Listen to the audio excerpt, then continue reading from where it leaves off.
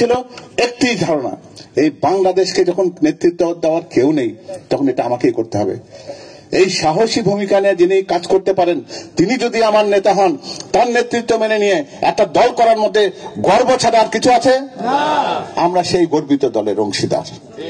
আল্লাহ আমাদেরকে কবুল করুন, আমিন।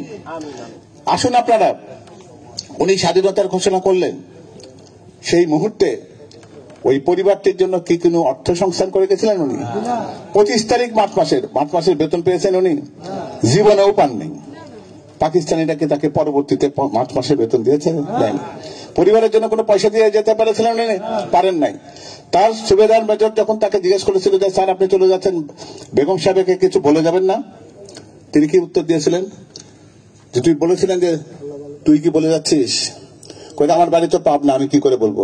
কই তুমি যখন বলতে পারো না আমিও বললাম না, চলো ইনশাআল্লাহ যাই। এইরকম সাহসী উচ্চারণ করতে যে মানুষটি পেরেছেন, যে মানুষটি স্বাধীনতার ঘোষণা করার পরে তার কাছে কি কোনো দিক নির্দেশনা ছিল যে তুমি স্বাধীনতা ঘোষণা করার পর ভারতে চলে যাও, ওখানে তোমার জন্য লাল গালিচা সম্বর্ধনা অপেক্ষা করছে, তোমার জন্য অস্ত্রশস্ত্র সৈন্য সবকিছু রসদ সম্ভার অপেক্ষা করছে, তুমি মুক্তিযুদ্ধ পরিচালনা করো? বলেছিল কেউ? কোন নির্দেশনা ছিল না। অর্থাৎ অপরিকল্পিতভাবে একটি স্বাধীনতার তথাকথিত ঘোষণার পটভূমি তৈরি করা হয়েছিল, অথচ নেতৃত্ব দেওয়ার জন্য, তাদেরকে সুসংহত করার জন্য, প্রশিক্ষিত করবার জন্য, পরিচালনা করার জন্য কেউ ছিল না। সেই জিয়া রহমান সাহেব দিনের প্রথম দিন থেকে উনি বলেছিলেন যে মুক্তিযুদ্ধ শুধু গেরিলা যুদ্ধ করে হবে না, মুক্তিযুদ্ধকে সংগঠিত করতে হবে সেনাবাহিনীর যুদ্ধের মধ্য দিয়ে। তিনি সেটিকে প্রমাণ এবং প্রতিষ্ঠিত করেছিলেন। তার অধীনে যে সেনাবাহিনী গড়ে উঠেছিল বাংলাদেশে সেই মুক্তিযুদ্ধকালীন সময়ে, সেই ফোর্সের নাম হচ্ছে জেড ফোর্স। এবং এই জেড ফোর্সকে যদি আমরা বলি, বাংলাদেশের সশস্ত্র সংগ্রামের সূচনা যেমন জনাব জিয়া রহমান সাহেব করেছিলেন কালুরঘাটের সেই যুদ্ধের মধ্য দিয়ে প্রথম দিন 26শে মার্চে, সেটিকে সম্প্রসারিত হয়েছিল সেই যুদ্ধে যেটি উনি জেড ফোর্সের মাধ্যমে করেছেন।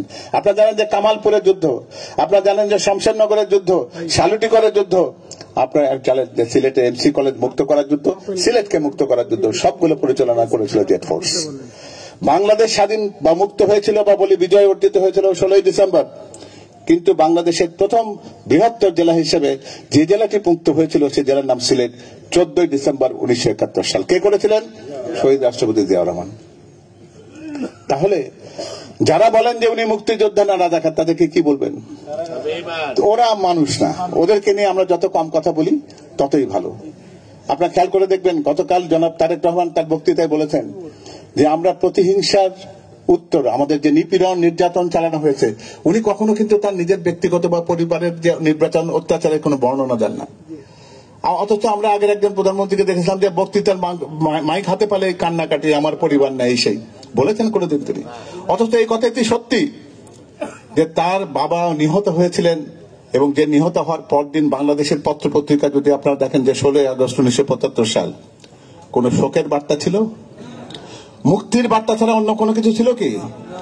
আর আমরা তার বিপরীতে কি দেখেছি? আমরা 1981 সালে যখন শহীদ রাষ্ট্রপতি জিয়া রহমানের জানাজা অনুষ্ঠিত হয়, তখন পৃথিবীতে এর চাইতে বৃহত্তম জানাজা দেখার সৌভাগ্য কি কারো হয়েছিল? অর্থাৎ কি হয়, আমরা যখন দেখি যে এরা যখন পরাজিত হয় তখন হয় এরা পালায়, যেন দেশের মানুষ স্বস্তিতে নিঃশ্বাস ফেলে। সেটা আমরা 1975 সালে দেখেছি, আবার 2024 সালেও দেখেছি। ওরা পালিয়ে যায় আর মানুষ উৎসব করে। আর আমার নেতৃত্ব যেদিন তার নৃশংস হত্যাকাণ্ড হয়, তারপর দেশের মানুষ কাঁদে, দেশের মানুষ রাস্তায় নেমে আসে, মাতম করে, এবং সেটা হাহাকার করে তার কত বড় হারিয়ে যাওয়া, কত বড় তার অপ্রাপ্তি হয়েছে, যে কত বড় সম্পদ থেকে সে বঞ্চিত হয়েছে এই কষ্ট নিয়ে। আপনারা খেয়াল করে দেখবেন, এই মানুষটিকে যখন স্বাধীনতার পর এখানে আমাদের সুলতান সালাউদ্দিন টুকু বলেছে যে উনি ডিসিপ্লিনে ফেরত গেছেন। ওনার সেনাবাহিনীর প্রধান হওয়ার কথা ছিল, উচিত ছিল, কারণ উনি সেনাবাহিনীতে সেই সময় ছিলেন জ্যেষ্ঠতম কর্মকর্তা। তাকে করা হয়নি, কিন্তু তিনি তো বিদ্রোহ করেননি, তিনি ফিরে গেছেন। আপনারা খেয়াল করে দেখবেন যে আওয়ামী লীগের যদি সবচেয়ে বড় বড় কোনো উপকার যদি কেউ করে থাকে তাহলে তিনি করেছেন শহীদ রাষ্ট্রপতি জিয়া রহমান সাহেব। আপনারা বলেন যে কি করে করলো, প্রমাণ দেন। হ্যাঁ দিচ্ছি প্রমাণ, একটা তো দিয়েছি। স্বাধীনতা ঘোষণা করার কথা ছিল যাদের, তারা করেননি। তাদের পক্ষ থেকে করেছেন জনাব জিয়া রহমান। কত বড় উদারতা তার! অথচ এটা তো আপনারা জানেন যে অনেকে বলবেন যে উনি বাংলাদেশের প্রথম রাষ্ট্রপতি কি করে হলেন। আমরা জানি যে যিনি স্বাধীনতার ঘোষণা করেন তাকে দায়িত্ব নিয়ে বলতে হয় যে এই রাষ্ট্রের প্রধান আমি, এই রাষ্ট্রকে আপনারা স্বীকৃতি দিন। এই দেশের মানুষকে তিনি বলেন যে সবাই মিলে আমরা এই রাষ্ট্রকে প্রতিষ্ঠিত করি। এই জিয়া রহমান সাহেবের প্রথম যে স্বাধীনতার ঘোষণা, এর মধ্যে সবগুলো কথা আছে। উনি বিশ্ববাসীকে আহ্বান জানিয়েছিলেন যে আপনারা আমাদেরকে স্বীকার করুন, স্বীকৃতি দিন আমাকে। সেই বলা মানুষটি যদি সত্যি সত্যি আমরা যদি বলি যে বাংলাদেশের প্রথম রাষ্ট্রপতি নয়, তাহলে কিন্তু অন্যায় করা হবে, সত্যের অপলাপ করা হবে। কেন? কারণ আপনারা খেয়াল করে দেখবেন যে 17ই এপ্রিল কিন্তু বাংলাদেশের প্রথম সাংবিধানিকভাবে যারা শপথ গ্রহণ করার মাধ্যমে যখন সরকার গঠিত হয়েছিল, সেটা ছিল 17ই এপ্রিল 1971 সাল। তাহলে 26শে মার্চ থেকে 17 এপ্রিল পর্যন্ত এই দেশ কি ছিল না? 26শে মার্চ তো বলছে আমাদের দেশের স্বাধীনতা দিবস। তাহলে জিয়া রহমান সাহেবকে এই সময়ের জন্য আমাদের রাষ্ট্রপতি বলতে সমস্যাটা কই? ইতিহাসে তো সেই অংশটুকু পূরণ করতে হবে। আপনি তো কোনো একটা দেশকে শূন্যতার মধ্যে রাখতে পারেন না। এই হলো প্রথম উপকারের জায়গা। দ্বিতীয় উপকারের কথা বলি, 1975 সালের 15 আগস্টের সেই হত্যাকাণ্ডের পর তাকে যখন এই হত্যাকাণ্ডের খবরটি যেমন সাফায়েত জামিল কর্নেল 46 ডিভিশনের 46 ব্রিগেডের যিনি কমান্ডার ছিলেন, তিনি যখন তাকে গিয়ে বলেন যে প্রেসিডেন্টের স্কেল, তখন উনি বলছেন so what, vice president is there, let's uphold the constitution, gets your troops ready. মানে কি? তিনি বলতেন প্রেসিডেন্ট মারা গেছে, সেনাবাহিনীর উনি একজন অফিসার, তো উনি হাউমাউ করে কান্নাকাটি করে হারিয়ে গেছে রে গেছে রে, উনি তা তো করেন নাই। উনি কি করেছেন? উনি বলেছেন যে vice president is there, let's uphold the constitution, সংবিধানকে সংরক্ষণ করি। হ্যাঁ চলো, let's get your troops ready, সেনাবাহিনীকে তুমি তৈরি করো। আপনারা বলবেন যে এটি করার মধ্যে দিয়ে কি পরিবর্তনটা ঘটতো? এই পরিবর্তনটা ঘটতো কি, সৈয়দ নজরুল ইসলাম সাহেব প্রেসিডেন্ট হতেন। মুস্তাকের আসার কথা ছিল না তো এটা।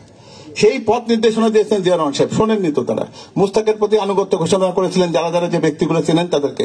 শফিউল্লাহ সাহেব, এই শফিউল্লাহ সাহেব মোস্তাকের প্রতি আনুগত্য ঘোষণা করে, মোস্তাকের প্রতি এত রাগ আওয়ামী লীগের, এই শফিউল্লাহ সাহেব কি হয়েছিলেন? এমপি হয়েছিলেন। দীর্ঘদিন পর্যন্ত আওয়ামী লীগের অ্যাম্বাসেডর ছিলেন। দ্বিতীয় ব্যক্তি জেনারেল খলিলুর রহমান সাহেব, যাকে বলা হয় যে যখন জিয়া রহমান সাহেব সেনাবাহিনীর প্রধান হয়েছিলেন, বলে আর কি ওরা অগাস্ট মাসে, এই কথাটি পরিপূর্ণভাবে সত্যি না, আপনারা অনেকে জানেন কিনা জানি না। তার উপরে 2 জন ব্যক্তিকে রাখা হয়েছিল। ওনাকে বলা হয়েছিল শুধুমাত্র উনি আর্ম ফোর্সেস এর চিফ ছিলেন, এবং তখন করা হয়েছিল একজনকে সশস্ত্র বাহিনীর প্রধান, তিনি ছিলেন জেনারেল খলিলুর রহমান। কোন খলিলুর রহমান সাহেব? যিনি আওয়ামী লীগের পক্ষ থেকে এমপি নির্বাচিত হয়েছিলেন। এবং তার উপরে একজন ব্যক্তি ছিল যিনি ছিলেন উপদেষ্টা, সশস্ত্র বাহিনীর উপদেষ্টা খন্দকার মোস্তাক আহমেদের। তার নাম কি? জেনারেল ওসমানী। জেনারেল ওসমানী কে ছিলেন? উনিও আওয়ামী লীগের প্রার্থী ছিলেন প্রেসিডেন্ট পদে। তাহলে যে ব্যক্তিগুলো আওয়ামী লীগের বিপরীতে এতগুলো কাজ করলো, তারা সব ব্যক্তি কিন্তু পুরস্কৃত হলো কাদের দ্বারা? ওই আওয়ামী লীগের দ্বারা। আর ওনারা বলেন যে 75 সালে হত্যাকাণ্ডের সাথে জিয়া রহমান সাহেব জড়িত। আচ্ছা ধরে নিলাম বা তর্কের খাতিরে, আচ্ছা কিভাবে, আমি আরেকটা প্রমাণ দিই আপনাদের। সেটা হচ্ছে যে শেখ মুজিবুর রহমান তো শফিউল্লাহ সাহেবকে ফোন করেছিলেন, জানেন তো আপনারা, টেলিফোন করেছেন, বলছে দেখ শফিউল্লাহ তোমার লোককে পাঠাও, ওরা বোধহয় কামালকে মেরে ফেলেছে, তোমার লোকজনকে অ্যাটাক করেছে এখানে। উনি কি পরামর্শ দিয়েছিলেন? আপনি প্রাচীর টপকায় পালায় যান। আর বেটা প্রাচীর টপকায় পালায় যার জন্য কি সেনাবাহিনীর প্রধানের পরামর্শের দরকার আছে নাকি? নাই তো তাই। আচ্ছা আমাকে বলেন একটা কথা, খবরটা তো উনি জেনেছিলেন তাই না? আপনাকে ইতিহাসের কোন জায়গায় পড়েছেন যে এই ঘোষণাটি পাওয়ার পরে, এই খবরটি পাওয়ার পরে সেনাবাহিনীর একটা ট্রাক, একটা জিপে করে কোন সৈনিকরা রওনা হয়েছিল? কেউ কি বলেছিল যে ফার্ম গেটে এসে শুনলাম যে না সব শেষ আর যায়নি? তার মানে কি, এই খবরটি জানার পরে সেনাবাহিনীর পক্ষ থেকে ওই পরিবারকে রক্ষা করার জন্য, প্রেসিডেন্টকে রক্ষা করার জন্য কোনো উদ্যোগী নেওয়া হয়। তাহলে আপনি কোনো কথা নেই বার্তা নাই, অ্যান্থনি মাসকারেনহাসের সাথে এই কর্নেল রশিদের একটা সাক্ষাৎকার দেখে বলার চেষ্টা করবেন, তাও আবার কি একটা লোক যিনি পালিয়ে যাওয়া একটা মানুষ, তাকে আপনি সাক্ষী মানে এইগুলো কথাবার্তা বলেন, অথচ এইগুলো তো সুযোগ ছিল না। তৃতীয় উপকারের কথায় আসেন, সেটা হলো যে 1975 সালের জানুয়ারি মাসে আওয়ামী লীগের মৃত্যু হয়েছিল, জানেন তো এটা আপনারা? কার হাতে মৃত্যু হয়েছিল? শেখ মুজিবুর রহমান সাহেব। উনি বলেছেন যে আওয়ামী লীগ নামে কোনো দল আর নেই, আজ থেকে দলের নাম বাকশাল। তো আজকে যদি বাকশাল হয়, তাহলে শেখ মুজিবুর রহমান সাহেব যখন মৃত্যুবরণ করেন তখন তিনি কোন দলের নেতা ছিলেন? তো তাহলে উনি কি আওয়ামী লীগের নেতা ছিলেন? আর অথচ আওয়ামী লীগের পুনর্জন্ম দিয়েছেন কে? জিয়া রহমান সাহেব। ওরা বলে যে ঐতিহ্যবাহী দল দীর্ঘদিন, কই তার তো মাঝখানে তো ব্রেক আছে রে ভাই, মাঝখানে তো গ্যাপ আছে, কন্টিনিউশন তো নাই। তা আমরা এই কথা কেন বলতে পারিনি যে বিএনপি আর আওয়ামী লীগের বয়স একই? উচিত তো তাই। কেন বলবেন যে ওর ঐতিহ্য আমার চাইতে বেশি? বরং বলবেন যে তোমাকে সার্টিফিকেট দিয়েছে, তোমাকে লাইসেন্স দিয়েছে জিয়াউর রহমান সাহেব। তাহলে আওয়ামী লীগের সবচেয়ে বেশি উপকার কে করেছে এ পর্যন্ত? জিয়াউর রহমান সাহেব কে? তাহলে আমরা কথা বলার সময় এই কথাগুলো কেন জানবো? 31 দফার সাথে সম্পর্কটা কি? সম্পর্কটা হচ্ছে বাংলাদেশের মানুষের জন্য যদি সত্যিকার অর্থে কোন দল নিবিড়ভাবে নিঃস্বার্থভাবে যদি কোনো অবদান রেখে থাকে, সে দলের নাম হচ্ছে বাংলাদেশ জাতীয়তাবাদী দল। নিঃস্বার্থভাবে কাজগুলো করেছেন। বাংলাদেশের ইতিহাসে তার চাইতে সৎ কোন রাষ্ট্রনায়ক রাষ্ট্রপতি আমরা পেয়েছি? এবং এই কথাটি গর্বের সাথে তো আমরা উচ্চারণ করি। আমরা তো জানি যে 1975 সালে উনি যখন যে দেশটি পেয়েছিলেন, সে দেশটি ছিল দুর্ভিক্ষ কবলিত। আপনারা অনেকে যারা সিনিয়র আছে শুনেছেন, তখন পত্রিকাতে খবর এসেছে বাসন্তী জাল দিয়ে লজ্জা নিবারণ করেছে। আপনারা শুনেছেন যে সে সময় দাফন করার জন্য কাফনের কাপড় পাওয়া যায়নি, কলাপাতা দিয়ে দাফন করতে হয়েছে।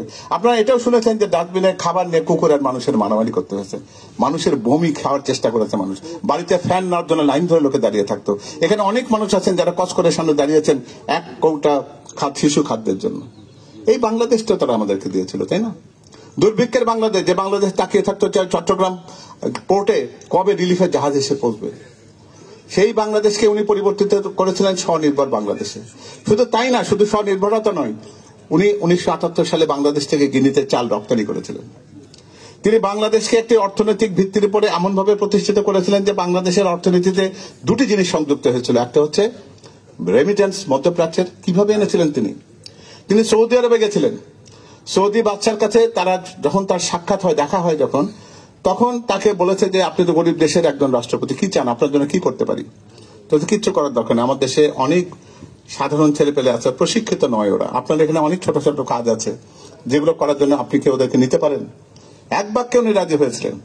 তিনি কিন্তু শুধু ভিক্ষা নিয়ে এসেছিলেন, কিছু দেননি ওদেরকে, না, উনি দিয়েছেন। উনি এমন একটা জিনিস দিয়েছেন যে জিনিসটাকে যুগ যুগ ধরে পৃথিবী যতদিন থাকবে বিশ্বব্যাপী মনে করবে। কি করেছিলেন? উনি বলেছিলেন যে আমি একটা ছোট দেশ থেকে এসেছি, আমি একটা দরিদ্র দেশ থেকে এসেছি, কিন্তু আপনার জন্য এমন একটা উপহার এনেছি যেটি আপনি গ্রহণ করলে আমি খুশি হই। কি? নিমের চারা। যে নিমের চারা আপনারা যারা হজে গেছেন, যারা ওমরায় গেছেন, তারা দেখেছেন আরাফাত ময়দান, চারদিকে ধূসর মরুভূমি, শুধুমাত্র ধূসর ধূসর ধূসর, এক ফোঁটা পানি, একটা গাছের সবুজের চিহ্ন নেই। সেই ধূসর মরুভূমির মাঝে একটা সবুজের মরুদ্যানের নাম জিয়া প্লান্ট, জিয়া ট্রি।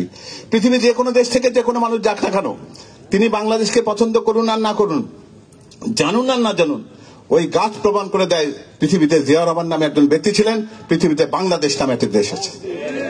এই সম্মান যিনি দিয়েছেন তিনি শহীদ রাষ্ট্রপতি জিয়াউর রহমান। তার দল আমরা করি, গর্ব আমরা করবো না তো অন্য লোকে করবে। তো সুতরাং আমরা এই পটভূমি থেকে যে বুদ্ধিদীপ্ত, যেভাবে আমরা হৃদয়ে ধারণ করতে পারি একটি দলের আদর্শ, সেটি যদি আমার অন্তরের ভেতরে যদি প্রতীত থাকে, সেটি নিয়ে যখন আমি মানুষের সামনে যাব, তখন মানুষ আমাকে বিশ্বাস করবে না কেউ চোরকে বিশ্বাস করবে, যারা বলে পালাবো না, কিন্তু খুঁজে পাওয়া যায় না। আমাদের নেতা নেত্রী কোনোদিন পালান নাই। 111 এসেছে, আমার নেতার পিঠের হাড়কে গুঁড়ো গুঁড়ো করে দেওয়া হয়েছে, দেশনেত্রী বেগম খালেদা জিয়াকে বন্দী করে রাখা হয়েছে। তিনি কি দেশ ছেড়ে গেছেন কোনোদিন? অথচ কানের চিকিৎসার নাম করে তো ওই ব্যক্তি একাধিকবার দেশের বাইরে চলে গেছেন। আর সর্বশেষে যে দৌড় দিয়েছেন ওই হেলিকপ্টারে ওঠার আগে, সেই দৌড়টা যদি আপনার কেউ দেখেন, 100 মিটার স্পিডের উসাইন বল্ট পর্যন্ত লজ্জা পাবে, এত জোরে দৌড় কেমন একটা মহিলা মারতে পারে। এত সাহস যার, তিনি দেশের মানুষকে মোকাবিলা কেন করলেন না? এমনকি যে পতিত স্বৈরাচার এরশাদের কথা বলি আমি, এরশাদও পতনের পর তো পালায়নি, এত এরশাদের চাইতে খারাপ এটা। তারা যদি কখনো আমাদেরকে সে রাজনীতির সবক দিতে আসে, তারা যদি আমাদেরকে গণতন্ত্রের সবক দিতে আসে, তারা যদি স্বাধীনতার, তারা যদি ধারক এবং বাহক বলে নিজেদেরকে যদি দাবি করতে থাকে, এই দাবি আমরা মানবো? কেন মানবো? কোন যুক্তিতে মানবো আমরা? আপনারা এবারে যদি একটা কথায় আসি, যে অনেকে আজকালকার এই সমস্ত আমাদের এই অন্তর্বর্তীকালীন সরকারের যারা উপদেষ্টা যারা হয়েছেন, তারা মাঝে মাঝে কিছু কিছু কথাবার্তা বলে। এরা ছোট মানুষ বলবো কি শিক্ষার্থী বলবো জানি না, হয়তো তাদের কথার ভিতরে আপনার ইউটিউবে মাঝে মাঝে দেখবেন যে ওরা কাউকে মানুষকে বলে যে পড়াশোনা করে আসা উচিত ছিল, আপনারা ভালোভাবে প্রস্তুতি নিয়ে আসেন নাই, লেখাপড়া করেন না, এগুলো কথা বলেন তারা। আচ্ছা ঠিক আছে, ওরা মাঝে মাঝে বলে যে একটা দল নির্বাচন নিয়ে অস্থির হয়ে গেছে। আরে রাজনৈতিক দল কি নির্বাচন করবে না থেকে বসে জারি গান আর পাড়া গান শুনবে নাকি? রাজনৈতিক দল তো নির্বাচন করার জন্য জন্মগ্রহণ করেছে। আমরা কি এখানে বসে থেকে এই জায়গাতে সাহিত্যের আলোচনা করবো নাকি? আমরা নির্বাচন চাইবো এই জন্য যে কারণ আমরা জানি যে মানুষের ভাগ্যের পরিবর্তন করতে গেলে নির্বাচনের কোনো বিকল্প নেই। তোমরা যে সংস্কারের কথা বলছো সেই সংস্কারগুলোকে যদি বাস্তবায়ন করতে হয় তাহলে সেটাকে সংবিধানের মধ্যে ঢুকাইতে হবে। নির্বাচন ছাড়া পারবো? সংসদ ছাড়া পারবো? এই সমস্ত ওই থিওরিটিক্যাল বক্তব্য লেকচার ক্লাসে যেগুলো দেওয়া যায় ওগুলো আমেরিকাতে বসে থেকে আপনারা দেন। আমরা বাংলাদেশের মানুষকে আপনাদের চাইতে ভালো চিনি, ভালো বুঝি। সংস্কারের কথা বলেন, অনেকে বলেন যে আগে সংস্কার পরে নির্বাচন। আরে করবো, আরে সংস্কার মানে কি? আপনার বাপ দাদা 14 গোষ্ঠীর আগে যখন যে বাড়িটা ছিল টিনের, যে বাড়িটা ছিল বেড়ার, যে বাড়িটা ছিল মাটির, ওটাকে এখন তাই আছে। সংস্কার তো করে পরিবর্তিত করে আমরা এটাকে দালান কোঠা বানিয়েছি। আমাদের বাড়িতে যাদের মোটর গাড়ি আছে, মোটর সাইকেল আছে, আমাদের সাইকেল আছে, ওই সারা জীবন একটা টায়ার টিউবে চলে নাকি? বদলাই না, সংস্কার করি না। সংস্কার এটা চলমান প্রক্রিয়া, এ শেষ হবার জিনিস না। তো শেষ করে যারা বলেন যে ওরা আমাদের নির্বাচন হবে আগে সংস্কার তারপরে নির্বাচন, এবার তুই সংস্কার মানে কি? আগে সংস্কারটা বোধ তারপরে। তো ফলে বাংলাদেশের জন্য সংস্কার অপরিহার্য এই কথাটা যখন আমরা বলি তখন কিন্তু ভেতরে কয়েকটা জিনিসকে উপলব্ধি করতে হবে। বাংলাদেশ বলে কোনো দেশ যে উদ্দেশ্য নিয়ে এই দেশটি প্রতিষ্ঠিত হয়েছিল, যে স্বপ্ন নিয়ে এই দেশটি প্রতিষ্ঠিত হয়েছিল, সেই স্বপ্নের জায়গায় কি আমরা থাকতে পেরেছি? আমরা কি আছি? আমাদের এই দেশে আজকে মানচিত্রের কিছু ভূমিখণ্ড ছাড়া কিছু নেই। এদেশে কোনো নীতি আছে, কোনো বিচার আছে, কোনো আইন আছে, কোনো প্রশাসন আছে। আপনারা যদি বলেন যে সত্যি সত্যি আইন আর বিচার যদি থাকতো তাহলে আপনাদের এখানে আছেন কারণ আমি মামলা নেই, এরকম লোক কেউ নেই। আমরা আদালতের প্রাঙ্গণে ঘুরতে হয়নি বছরের পর বছর, এমন কেউ নেই। রিমান্ডে সাজা পায়নি, শাস্তি পায়নি, কষ্ট পায়নি, এমন আমার কোন ছাত্র দল যুব দলের নেতা নেই।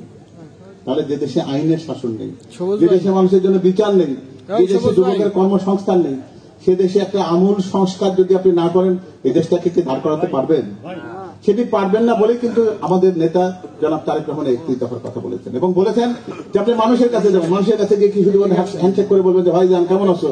না, উনি বলেছেন যে তাদের কাছে যাও এবং তাদের কাছে 31 দফা উপহার হিসেবে নিয়ে যাও। এই 31 দফার সবগুলো দফা হয়তো সবার জন্য দরকার হবে না, কিন্তু যে দফাটি তাকে স্পর্শ করে, তার প্রয়োজনকে পূরণ করে, তার পরিবারের প্রয়োজনকে পূরণ করে, তার সন্তানের নিশ্চয়তা দেয়, তার শিক্ষার পরিবেশ সৃষ্টি করে দেয়, তার স্বাস্থ্যের নিশ্চয়তা দেয়, সেই কথাগুলো যেখানে আছে সেগুলো যদি কোনো একটা দলিলের মধ্যে থাকে তাহলে সেটা নিয়ে মানুষের কাছে যাবো আমরা, এটাই তো স্বাভাবিক কিনা? তাহলে 31 দফা বা রাষ্ট্র সংস্কার করার যে প্রয়োজন আছে এটা তো আমরা বিশ্বাস করি, তাই না? আমরা গত 54 বছরে কি দেখেছি?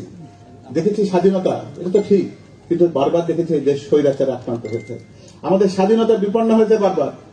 আমরা আমাদের পরিচয়কে পর্যন্ত বিকৃত করা হয়েছে, আমাদেরকে বাংলাদেশি বলতে দেওয়া হয়নি, আমাদেরকে জোর করে বাঙালি বলতে বাধ্য করা হয়েছে, আমাদের এমন একটা স্লোগান দিতে বাধ্য করা হয়েছে যে স্লোগানের সাথে আমাদের আত্মা সায় দেয় না, আমাদের ইসলামিক মূল্যবোধ সায় দেয় না, আমার ধর্ম বলে যে এরকম করে কথা বলো না। সেই পরিবেশে যখন আমরা একটা রাজার অধীনে প্রজার জীবন যাপন করতাম, রাষ্ট্রের সমস্ত কাঠামো যখন ভেঙে চুরমার করে দেওয়া হয়েছে, জনগণকে যখন সমস্ত অধিকার থেকে বঞ্চিত করা হয়েছে, এমন একটি ক্রান্তিকালের স্বৈরাচার পতনের পর বাংলাদেশের মানুষ যখন নতুন করে আবার একটা আশার আলো দেখছে, এই সময় একটি অসাধারণ কর্ম পরিকল্পনা এবং সেটিকে বাস্তবায়নের জন্য আপনাদের মতন মানুষকে সংযুক্ত করে যে দূরদর্শিতার পরিচয় দিয়েছেন তার জন্য জনাব তারেক রহমানকে আমরা কি একবারের জন্য কৃতজ্ঞতা জানাতে পারি না? তাহলে আমরা এই 31 দফাতে উনি গেছেন কত বড় উদারতা, যেখানে উনি বলেছেন যে আমরা 27 দফা কর্ম পরিকল্পনা ছিল আমাদের প্রথম পর্যায়ে, এই 27 দফা কর্ম পরিকল্পনাকে পরবর্তীতে উনি কি করেছেন? ওটাকে উনি 31 দফাতে নিয়ে গেছেন। কেন? ওনার সম্ভাবনা যায় যে সমস্ত দল ছিল যারা এই স্বৈরাচার বিরোধী আন্দোলনে অংশগ্রহণ করেছেন তারা বলেছে যে তাদের কিছু দফা আছে, তারা নতুন করে কিছু জিনিস সংযুক্ত করতে চায়। বিএনপির এই উদারতা আছে, জনাব তারেক রহমানের এই উদারতা আছে, উনি বলেছেন ঠিক আছে এগুলোকে নিলাম, তার জন্য 27 দফা হয়েছে 31 দফা। তারপরে দেখবেন যে প্রত্যেকটা আমাদের লিফলেট বলেন, বুকলেট বলেন, তার নিচে লেখা আছে যে আপনার যদি কোনো মতামত থাকে তাহলে এই ইমেল অ্যাড্রেসে পাঠান। অর্থাৎ তিনি বলেছেন এটা কোনো ধর্মগ্রন্থ নয়, এটা কোনো কিতাব নয়, এটা কোনো বাইবেল নয় যেটাকে পরিবর্তন করা যাবে না। জনগণের আশা আকাঙ্ক্ষা, জনগণের প্রত্যাশা চাহিদার সাথে সম্পৃক্ত এমন অন্য কোন দফা বা দাবি যদি আসে যেটি নতুন, সেটা আপনার মানিকগঞ্জের আপনাদের পক্ষ থেকেও আসতে পারে, দেখবেন উনি নিশ্চিতভাবে সেটিকে আমাদের এটার মধ্যে গ্রহণ করবে। উনি আরেকটি কথা বলেছেন যে যে সমস্ত দল স্বৈরাচার বিরোধী আন্দোলনে অংশ নিয়েছে তারা যদি রাষ্ট্র ক্ষমতায় আসার জন্য যদি নির্বাচনে জয়লাভ নাও করে, কি কি প্রতিশ্রুতি দিয়েছেন যে তিনি জাতীয় সরকার তাদেরকে অন্তর্ভুক্ত করবেন। এই ইনক্লুশন করার প্রবণতা মানসিকতা ওনার আছে, কারণ উনি জানেন যে প্রচলিত নির্বাচনী ব্যবস্থায় অনেক দল আছে যাদের একটি আসনে হয়তো পাওয়ার সুযোগ থাকবে না। আবার এখানে কেউ কেউ করে কি নতুন একটা ভোটের সিস্টেমের কথা বলেন, আপনারা শুনেছেন, সেটার উত্তর বোধ আপনাদের দেওয়া দরকার। এই ফোল্ডারের মধ্যে সেই কাগজটি আছে কিনা আমি জানি না, যে যেখানে আছে আপা থ্যাংক ইউ, সেটা হলো যে এখানে বলা আছে যে সংখ্যানুপাতিক ভাবে আসন বন্টন হোক। এটি এই পরিকল্পনাটা কতখানি ভয়ঙ্কর আপনারা চিন্তা করেছেন? আজকে দেখবেন, খেয়াল করে, আমাদের দেশে এলাকার যে সমস্ত উন্নয়ন হয়, সে উন্নয়নের মূল রূপকার কিন্তু হন ওই এলাকার সংসদ সদস্য। তারা যখন সংসদে যখন ভাষণ দেন, তখন কি বলেন যে আমি মানিকগঞ্জের ওই অমুক উপজেলার জনগণের পক্ষ থেকে আপনাদের এখানে অভিনন্দন শুভেচ্ছা জানাই।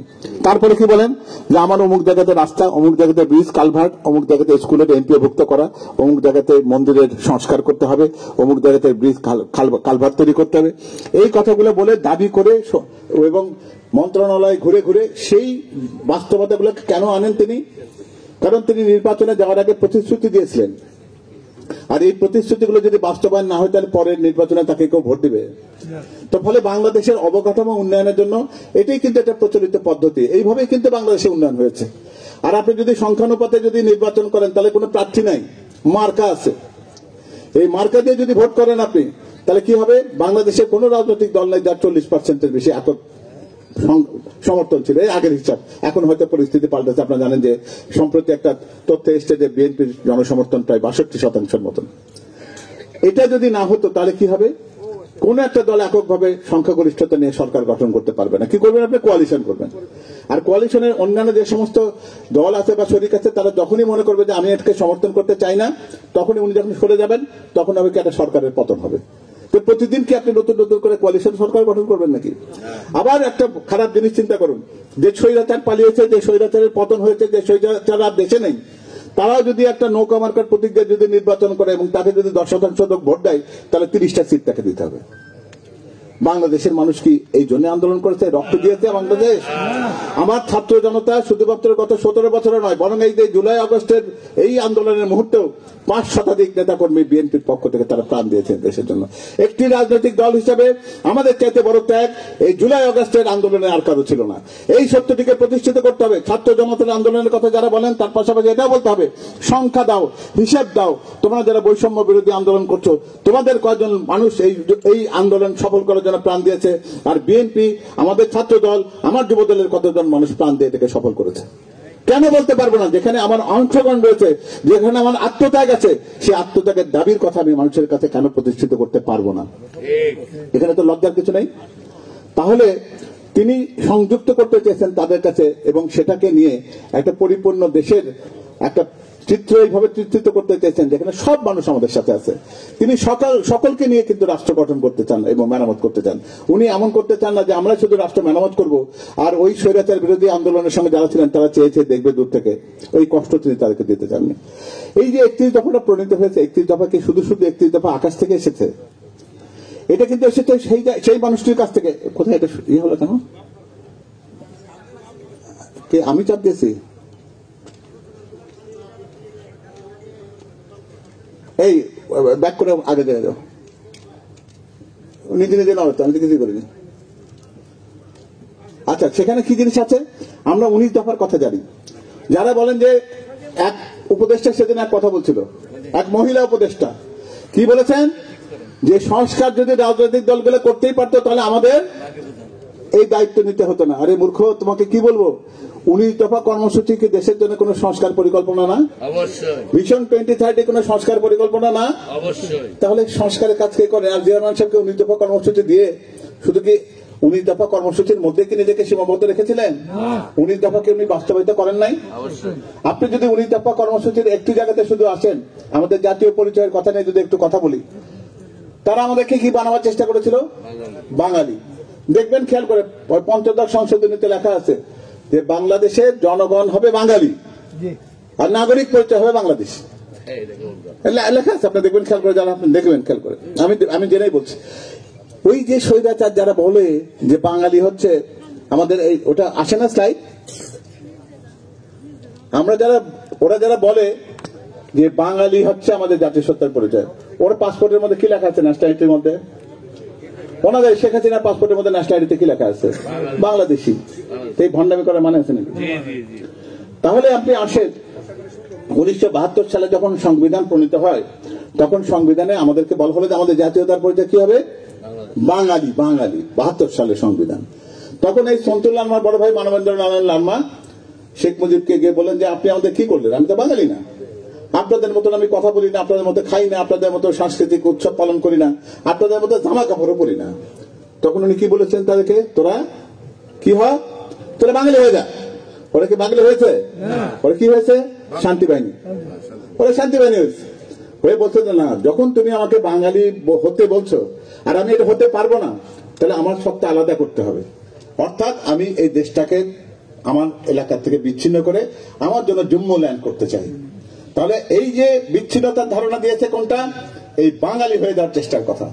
অর্থাৎ প্রথম দিন থেকে এই একটি রাজনৈতিক দল যারা আমাদেরকে সত্যি কথা কোনোদিন বলেনি, যারা আমাদেরকে কখনো সত্যের কাছে যেতে দেয়নি, প্রথম দিন থেকে ষড়যন্ত্রের মধ্যে দিয়ে যারা প্রমাণ করার চেষ্টা করেছেন যে বাংলাদেশ নামক একটি রাষ্ট্রকে অস্থিতিশীল একটি রাষ্ট্রে পরিণত হতে হবে। আমরা সেই রকম কোন প্রক্রিয়ার মধ্যে নিজেদেরকে সংশ্লিষ্ট করব? কেন করতে হবে? তাহলে এইগুলোকে দেখবেন খেয়াল করে যে 31 দফার মধ্যে শহীদ রাষ্ট্রপতি জিয়া রহমানের সে 19 দফা কর্মসূচি রয়েছে, যেখানে উনি খাল খননের মধ্যে দিয়ে মানিকগঞ্জে অসংখ্য খাল কাটা হয়েছে, আপনারা জানেন। উনি জানতেন এই কথাটা যে বাংলাদেশ একদিন কিন্তু নদীতে পানির কষ্টে ভুগবে। এই ভারত আমাদের খুবই প্রিয়, খুবই বন্ধু বৎসল একদম প্রতিবেশী, আল্লাহর রহমতে পেয়েছি আমরা। আল্লাহ এই দেশটি প্রতিটি মুহূর্তে চায় বাংলাদেশ নামক রাষ্ট্রটি মানচিত্র থেকে বিলুপ্ত হয়ে যাক। তাদের পররাষ্ট্রমন্ত্রী বলেন যে বাংলাদেশের মানচিত্র ভারতের উত্তর পূর্বাঞ্চলের সাথে সামঞ্জস্যপূর্ণ নয়। এই কথাটি বলার মধ্যে দিয়ে তারা কি বোঝানোর চেষ্টা করেন যে না, এই বাংলাদেশের অস্তিত্বটাকে তারা মানেন না। কিন্তু শহীদ রাষ্ট্রপতি জিয়া রহমান কিন্তু প্রথম আমাদেরকে এই ধারণাটি দিয়েছেন যে আপনি জাতীয়তাবাদের বিশ্বাসে যদি বাংলাদেশি না হতে পারেন, এই দেশকে আপনি রক্ষা করতে পারবেন না। এই 31 দফা কর্মসূচির মধ্যে শহীদ রাষ্ট্রপতি জিয়া রহমানের সেই খাল খননের কথা বলেন, স্বনির্ভর করার কথা বলেন, এই বাংলাদেশকে অর্থনৈতিকভাবে সমৃদ্ধশালী করার কথা বলেন, সবকিছু কিন্তু তিনি 19 দফা কর্মসূচির মধ্যে বলেছেন। আপনারা যারা 19 দফা কর্মসূচি দেখেছেন তারা খেয়াল করে দেখবেন এর মধ্যে একটি শব্দকে এখনো কিন্তু আপনি অপ্রয়োজনীয় বলতে পারবেন না। উনি আমাদের অর্থনীতিতে যে দুটো জিনিসকে সংযুক্ত করেছিলেন, সেই দুটো জিনিস এখনো পর্যন্ত কিন্তু আমাদের অর্থনীতির মূল শক্তি। এর সাথে হচ্ছে ভিশন 2030। ভিশন 2030 দেখবেন যে এটা আসলে কিন্তু অবিকল এই যে 31 দফা যেটি বলছি আমরা, তার সবটা এখানে আছে। ওখানে সেই জাতিসত্তার কথা আছে, দ্বিকক্ষ বিশিষ্ট পার্লামেন্টের কথা আছে, আমাদের সংবিধানের ভেতর থেকে যে সমস্ত অপকর্মগুলো করা হয়েছে সেগুলোকে পরিশুদ্ধ করার কথা বলেছে, নারীর ক্ষমতায়নের কথা বলেছে, যুবকের কর্মসংস্থানের কথা বলা হয়েছে, এমনকি ন্যায় বিচার প্রতিষ্ঠার জন্য ন্যায়পাল নিয়োগের কথাও কিন্তু সেখানে বলা হয়েছে। ফলে এই ভিশন 2030 এর মধ্যে দিয়ে উনি বাংলাদেশের মহিলাদেরকে সম্মানিত করেছেন। যারা মুক্তিযুদ্ধের কথা বলে তারা আপনারা জানেন যে মুক্তিযোদ্ধা বিষয়ক মন্ত্রণালয় প্রতিষ্ঠা করা হচ্ছে এই বিএনপির অবদান। যারা স্বাধীনতা এত বলে, স্বাধীনতার পদক প্রবর্তন করেছেন জিয়া রহমান সাহেব, 21 পদকের প্রবর্তক হচ্ছেন জিয়া রহমান সাহেব। তো এখন আমরা কত বলবো যে স্বাধীনতা বলে যারা চিৎকার করে তাদের সাথে স্বাধীনতার সম্পর্ক খুবই খুবই খুবই খুবই দৃঢ় নয়, খুবই কম। এখানে একটা জিনিস খেয়াল করবেন, এই মানুষটিকে দেখলে এই মুহূর্তে বাংলাদেশের মানুষের কি মনে হয় যে ইনি হচ্ছেন আমাদের কিসের প্রতীক? স্বাধীনতা এবং সার্বভৌমত্বের প্রতীক। কারণ ভারত একদম খেয়াল করে দেখবেন পরাজিত হয়েছে আওয়ামী স্বৈরাচার, কিন্তু মনে হচ্ছে কি যে আওয়ামী লীগ যতটা না কষ্ট পেয়েছে এর থেকে ইন্ডিয়া কষ্ট পাইছে বেশি। প্রতিমুহূর্তে এত জ্বালা, এত যন্ত্রণা যে তারা মনে হচ্ছে যে যাদের দাঁড় হয়ে গেল এগুলা। এটা দেখে মহরমের মাধ্যমের চেতে পারে বেশি মাধ্যম শুরু করেছে। তো এই মাতলামি করার যারা আছেন তাদের বিরুদ্ধে এই দেশকে ঐক্যবদ্ধ রাখার জন্য এই পরিবারের বা এই শহীদ রাষ্ট্রপতি জিয়া রহমানের পরিবার এবং জনাব তারেক রহমানের কোন বিকল্প কেন নেই?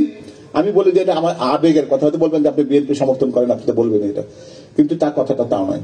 আপনি এই মুহূর্তে বাংলাদেশের রাজনীতি থেকে বেগম খালেদা জিয়া এবং জনাব তারেক রহমানকে আলাদা করে রাখেন নাই, তারা রাজনীতিতে নেই। আমাদের দেশের রাজনীতির সামনে আপনি চোখ বন্ধ করেন এবং দেখেন নাই, এবং সামনে রাজনীতির দিকে তাকান। কোন ভবিষ্যৎ আছে দেশের রাজনীতিতে? কোন নেতা আছে আপনার সামনে? কোন নেতৃত্ব আছে? কোন দিক নির্দেশনা আছে? কোন পথ নির্দেশনা আছে? যদি না থাকে তাহলে তারেক রহমান সাহেবকে নিয়ে এত সমস্যা কিসে? তিনি এই মুহূর্তে আমাদের জাতীয় ঐক্যের প্রতীক, আমাদের স্বাধীনতার প্রতীক, আমাদের সার্বভৌমত্বের প্রতীক। কোন সন্দেহ আছে? কোন সন্দেহ নেই।